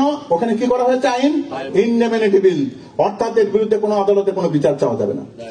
তাহলে এই সমস্ত দায় মুক্তির কাছের মধ্যে দিয়ে যারা নিজেদেরকে এত বেশি দায় যুক্ত করেন, তাদেরকে ফেরত আনতে হবে, এই অর্থ পাচারের হিসাব করতে হবে। এবং যারা এই শিল্প কারখানাগুলোকে বন্ধ করে দিয়েছেন, এখানে মন্নু ফ্যাব্রিক্স এর গ্যাসের লাইন বন্ধ করে দিয়ে এখানকার শ্রমিকদের, এখানকার উৎপাদনশীলতাকে ধ্বংসের পর্যায়ে যারা নিয়ে যান, এই মানুষদের বিচার আমরা চাই না? অবশ্যই চাই। এখানে দেখবেন, খেয়াল করে আমরা বলি যে আমাদের সমুদ্র সীমা বেড়েছে, অথচ এই সমুদ্র সীমায় কিন্তু কোনো গ্যাস এবং তেলের কোনো অনুসন্ধান দেখেছেন আপনারা? না। বিদেশ থেকে, কাতার থেকে গ্যাস এবং এলপিজি আমদানি করা হয় কেন? উদ্দেশ্য একটাই, এখান থেকে চুরি ছাঁচড়ামি বাটপারি করার সুযোগ হয়। অর্থাৎ শিল্প খাতকে সেই আধুনিক জায়গাতে নিতে হবে যেখান থেকে মানুষের শ্রম ব্যবস্থাপনার উন্নতি হয়, মানুষের কর্মসংস্থান হয়, দেশের উন্নতি হয়, অর্থনীতি সমৃদ্ধ হয়, এমন ব্যবস্থাপনা রাখা হবে। এবং বিদেশে যারা আছেন সেই সমস্ত মানুষ যারা এখনো পর্যন্ত নিশ্চিত নন যে দেশে ফিরে এসে তারা কি করবেন, তাদের জন্য যাতে সহজে বিনিয়োগ ব্যবস্থা করা যায়, প্রবাসীদের জন্য এমন ব্যবস্থাপনা এই নীতিমালায় থাকবে। জাতীয় স্বার্থের অগ্রাধিকার দিয়ে বৈদেশিক নীতির ক্ষেত্রে আপনারা জানেন, আমাদের বৈদেশিক নীতিটাকে এমন একটা জায়গাতে নেওয়া হয়েছিল যেখানে আমাদের দেশ হিসেবে পরিচয়টা লজ্জার জায়গায় গেছিল। এটা কত বড় নির্লজ্জ যে বলে একটা দেশের সাথে একটা দেশের সম্পর্ক স্বামী স্ত্রীর সম্পর্কের মতন। এর চাইতে লজ্জাজনক বৈদেশিক নীতির প্রতিফলন কোথায় পাবেন আপনি? আপনি কোথায় পাবেন যখন একটা দেশের পররাষ্ট্রমন্ত্রী এসে বলে যে ভারতকে বলে এসেছি, এবার যেমন করে হোক আমাকে আগামীবার ক্ষমতায় রাখতে হবে। আমরা কোন জায়গাতে আমাদের পররাষ্ট্রনীতিকে নিয়ে গেছি যেখানে ভারত এখনো পর্যন্ত মনে করে যে এই পরাজয় আওয়ামী লীগের নয়, পরাজয় তাদের। একটা গণতান্ত্রিক দেশ হিসেবে আমরা আমাদের সরকার ব্যবস্থাকে পরিবর্তন করেছি। তুই পার্শ্ববর্তী দেশ হিসেবে তোমার কাজ হচ্ছে, ঠিক আছে তুমি তোমার সিদ্ধান্ত নিয়েছো, আমি তোমার সিদ্ধান্তকে মেনে নিলাম, আমি তোমার সাথে আছি। কেন তাকে বলতে হবে যে এই জায়গাতে হিন্দু নির্যাতন হচ্ছে? কেন এখানে বলতে হবে যে এখানে ব্যর্থ রাষ্ট্র? কেন পৃথিবীর অন্য জায়গা থেকে বলতে হবে যে শান্তি রক্ষা বাহিনী এখানে পাঠাতে হবে? এই সমস্ত কথা বলে যারা আমাদের বৈদেশিক নীতিকে কলঙ্কিত করেন, যারা বলেন যে তলে তলে সব ঠিক হয়ে গেছে, এই তলে তলে বৈদেশিক নীতি আমার দেশে থাকবে না। আমাদের দেশের নীতিগুলো হবে উপরে উপরে সমাধিকারের ভিত্তিতে। ভারত একটি দেশ, আমরা একটি দেশ, পাকিস্তান একটি দেশ, আমরা একটি দেশ। আমাদের রাষ্ট্রের অখণ্ডতা, আমাদের জাতীয় স্বার্থ, আমাদের সমান সমান পারস্পরিক অবস্থান নিশ্চিত করা যে বৈদেশিক নীতি, সেটি হবে আমাদের বৈদেশিক নীতি। যে বৈদেশিক নীতি আমার স্বাধীনতা এবং সার্বভৌমত্বকে বিন্দুমাত্র স্পর্শ করে না, এমনটি হবে আমাদের বৈদেশিক নীতি। এখানে রাজনৈতিক হার হিসেবে কোন বৈদেশিক নীতিকে ব্যবহার করা যাবে না। প্রতিরক্ষা বাহিনীকে সকল বিতর্কের ঊর্ধ্বে রাখতে হবে, এই নিয়ে কোনো কথা নেই। আমরা মনে করি যে শুধুমাত্র প্রতিরক্ষা বাহিনী নয়, বরং বাংলাদেশের প্রত্যেকটি মানুষ, যে 20 কোটি জনগণ আমরা রয়েছি, আমরা প্রত্যেকেই যদি সেই সশস্ত্র প্রশিক্ষণে প্রশিক্ষিত হই, তাহলে এই 20 কোটি মানুষকে চোখ রাঙ্গানি দিতে পারে এমন কোন শক্তি পৃথিবীতে নেই। এটি হচ্ছে আমাদের অঙ্গীকার। আমাদের প্রতিরক্ষা বাহিনী হবে সুশিক্ষিত, তাদের সুসংগঠিত, তাদের প্রশিক্ষণের মান হবে উন্নত, তারা হবে শক্তিশালী এবং তারা আমাদেরকে রক্ষা করায় সক্ষম এমন একটা ব্যবস্থাপনা এবং তারেক সিদ্দিকের মতন এমন কোন প্রতিরক্ষা উপদেষ্টা থাকবে না যে গুম খুন আয়না ঘটে ডিজাইন করে। প্রতিরক্ষা বাহিনী থাকবে সকল রাজনীতির ঊর্ধ্বে। বিকেন্দ্রীকরণের জন্য আমাদের স্বশাসিত প্রতিষ্ঠানগুলোকে এমনভাবে বিকেন্দ্রীকরণ করতে হবে যেন আজকে মানিকগঞ্জের একটা প্রত্যন্ত এলাকার একজন পিয়ন কিংবা একজন স্কুল শিক্ষক তাকে যেন তার পেনশনের কাগজ নিয়ে যেন ঢাকায় দৌড়াদৌড়ি করতে না হয়। এমন ব্যবস্থাপনা করতে হবে যে আমাদের উপজেলা কিংবা আমাদের ইউনিয়ন পরিষদ পর্যায়ে উন্নয়ন নীতিমালা তারাই প্রণয়ন করবেন, তারাই বাজেট প্রণয়ন করবেন, তারাই তাদের অর্থ এবং তার সেই সমস্ত খরচ করবেন এবং বাস্তবায়ন করবেন। এমন একটি স্থানীয় সরকার ব্যবস্থা থাকবে যেখানে শুধুমাত্র একটা প্রশাসনিক আদেশ দিয়ে কোন স্থানীয় সরকার পরিষদকে বিলুপ্ত করে দেওয়া যাবে না। এমন একটা ব্যবস্থাপনা থাকবে যে সংসদ সদস্যরা কথায় কথায় স্থানীয় প্রশাসনের উপরে হাত বাড়াবেন না। এমন একটি ব্যবস্থা একটি নিশ্চিত করতে পারে এমন একটি প্রশাসনিক বিকেন্দ্রীকরণের ব্যবস্থা থাকতে হবে। শহীদ মুক্তিযোদ্ধাদের তালিকা প্রণয়ন একটি গুরুত্বপূর্ণ জিনিস। জীবিত মুক্তিযোদ্ধা চাইতে শহীদ মুক্তিযোদ্ধাদের জন্য অবদানটা অনেক বেশি থাকার কথা এবং রাষ্ট্রীয় প্রতিষ্ঠানে তাদেরকে স্বীকৃতি দেওয়া। প্রকৃত মুক্তিযোদ্ধার তালিকা করা। আওয়ামী লীগে এমন এমন মুক্তিযোদ্ধাও আছেন যারা 1972 সালে জন্মগ্রহণ করেছেন। 1972 সালে জন্মগ্রহণ করা মুক্তিযোদ্ধা রয়েছে আওয়ামী লীগের তালিকায়। আমরা কি সেই তালিকাকে মুক্তিযোদ্ধার তালিকা বানিয়ে মুক্তিযোদ্ধার তালিকাকে কলঙ্কিত করব? উন্নয়নের ক্ষেত্রে এই যে dividend of the Democratic dividend, এটা